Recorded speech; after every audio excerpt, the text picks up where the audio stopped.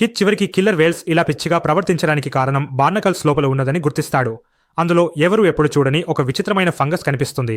ఆసక్తితో కిత్ తీరానికి కొట్టుకొచ్చిన కిల్లర్ వేలును శస్త్రచికిత్స చేసి పరిశీలిస్తే అదే ఫంగస్ దాని మెదడులో కూడా ఉన్నట్టు తెలుస్తుంది. కానీ కిల్లర్ వేల్స్ స్తన్యజీవులు కాబట్టి క్రస్టేషియన్లైన బార్నకల్స్తో ఫంగస్ షేర్ అవ్వడం అసాధ్యం.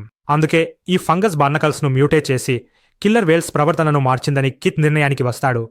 ఆధారాలతో కిత్ వేలు చేపల పడవపై దాడి చేసిన ప్రాంతానికి వెళ్లి ఫంగస్ మూలాన్ని వెతుకుతాడు. కానీ అక్కడ ఊహించని విషయం బయటపడుతుంది. అన్ని దాడుల ప్రదేశాలను కలిపితే అవి వేల్స్ వలస మార్గంగా మారుతాయి. అంటే ఫంగస్ మూలం ఆ మార్గంలో ఎక్కడ ఉండాలి. మరుసటి రోజు కిత్ మరియు టీమ్ హంప్యాక్ వేల్స్ను ట్రాక్ చేయడం మొదలు పెడతారు. సేఫ్టీ కోసం అవి నిద్రలో ఉన్నప్పుడు మాత్రమే దగ్గరకు వెళ్తారు. అయినా లోతులో తలక్రిందులుగా వేలాడుతున్న ఆ భారీ శరీరాలను చూసి కిత్ భయపడిపోతాడు. ఒక్కో అడుగు చాలా జాగ్రత్తగా వేస్తాడు. కానీ కెమెరా అమర్చే సమయంలో హంప్యాక్స్ ఒక్కసారిగా మేల్కొంటాయి. కిత్ గుండె నోటికి వస్తుంది. కానీ అవి దాడి చేయకుండా ఒక్కసారిగా పైకి దూసుకెళ్తాయి. పడవలో ఉన్న సహచరుడు ఇంజిన్ స్టార్ట్ చేసి పారిపోవడానికి సిద్ధమవుతాడు. కిత్ తన బరువులన్నీ వదిలేసి శక్తివంతంగా పైకి ఈదుతూ చివరి క్షణంలో పడవ ఎక్కుతాడు. కొన్ని రోజుల తర్వాత సిగ్నల్ ఫాలో అవుతూ కిత్ విడిపోయిన కెమెరాను సముద్రంలో కనుగొంటాడు. ఫుటేజ్ చూస్తే హంప్యాక్స్ తిరగడం కాదు, వరుసగా ఇంకా లోతుకు దిగుతున్నట్టు తెలుస్తుంది.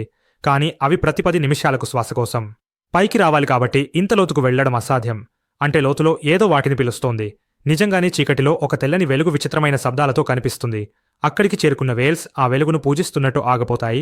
రీసెర్చర్లు పూర్తిగా అయోమయంలో పడతారు.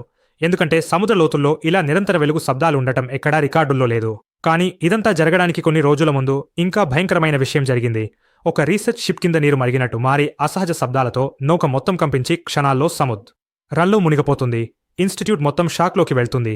ఎందుకంటే అనుభవజ్ఞుడైన ప్రొఫెసర్ కూడా ఇలాంటిది ఎప్పుడు చూడలేదు. కానీ ఆశ్చర్యంగా ఇంటన్ కెల్లీకి నిజం తెలుస్తుంది.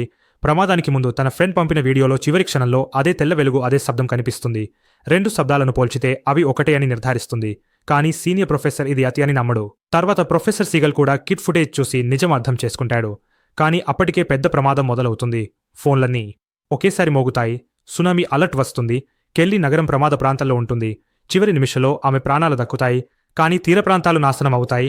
పక్షులలోనికి పారిపోతాయి. సముద్రం వెనక్కి లాగుతుంది. 3 దేశాలు ఒకేసారి దెబ్బతింటాయి. ప్రపంచ సముద్ర సంస్థ ఎమర్జెన్సీ మీటింగ్ పెడుతుంది. అక్కడ ఒక వైరాలజిస్ట్ చెప్పిన మాటలు అందరినీ షాక్కు గురిచేస్తాయి. ఎందుకంటే సునామీ కంటే భయంకరమైన ప్రమాదం వేగంగా దగ్గర పడుతోందని తెలుస్తుంది.